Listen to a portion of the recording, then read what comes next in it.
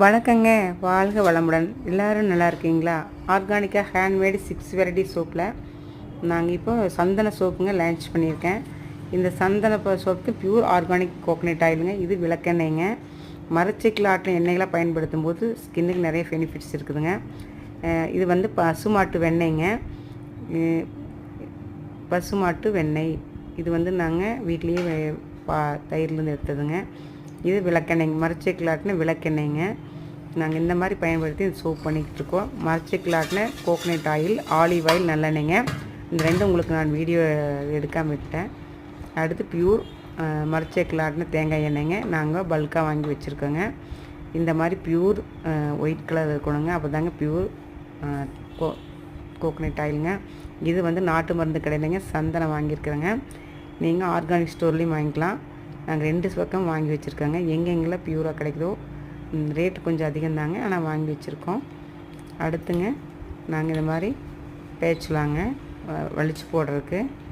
அடுத்ததுங்க ப்ரஷ்ஷுங்க, இந்த ஆயில் மோல்டில் பண்ணுறதுக்கு.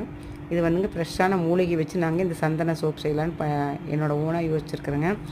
ஆவாரம்பூ, பன்னீர் ரோஜா, மஞ்சிஸ்டா, முக்கியமான ஆயில்கள்லாம் எடுத்து நாங்கள் இந்த மாதிரி ஜூஸாக எடுத்துங்க ஃப்ரீஸ் பண்ணி நாங்கள் லைக்கோட காஸ்டிக் சோடாவோட கலந்து நாங்கள் லையாக மாற்றிருக்கோங்க. இதில் முழுமையான பெனிஃபிட்ஸ் கிடைக்குங்க. அதனால் நான் சந்தனம் மட்டும் மேக் பண்ணாமல் நான் இந்த மாதிரி மூலிகை சாறு எடுத்து ஃப்ரீஸ் பண்ணி வச்சுருக்கேங்க. இந்த மாதிரி ஒரு பிளெண்டர் தேவைப்பட்டால் லாஸ்ட்டாக போட்டுக்கலாங்க. ஏன்னா வேடி எடுக்கும்போது லேட் ஆகிடுச்சுன்னா கொஞ்சம் பிளெண்டர் போடலான்னு எடுத்து வச்சுருக்கேங்க. அடுத்து விட்டமின் இ ஆயிலுங்க. இந்த விட்டமின் இ ஆயில் வந்து நம்ம ஸ்கின்னுக்கு நிறைய மாய்ஸ்சரைசிங் கொடுக்குங்க. ஸ்கின் நல்லா ஷைனிங்காக இருக்கும். அதுக்காக தாங்க ட்ரை ஆயில் கோகனட் ஆயில் சேர்த்தும்போது இந்த மாதிரி நாங்கள் அடுத்து விளக்கெண்ணெய் வந்து சேர்த்துறோங்க. இந்த விளக்கெண்ணெய் வந்துங்க மரச்செக்கில் ஆட்டின விளக்கெண்ணெய்ங்க. நாங்கள் அங்கேயே தேங்காய் எண்ணெய் எங்கே வாங்குகிறோமோ அங்கேயே நாங்கள் இந்த எண்ணெய் வாங்கிக்கிறோங்க.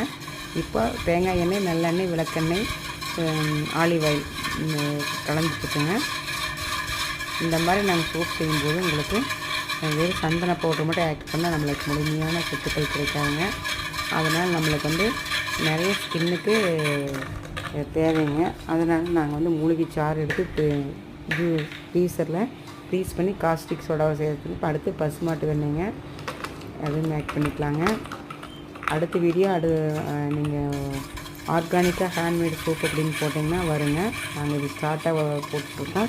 தேவைப்படுறவங்க சப்ஸ்கிரைப் பண்ணுங்கள். ஆளுங்கிற பெல்லை தட்டி விடுங்க. நன்றி. நான் அடுத்து உங்களுக்கு காஸ்டிக் சோடா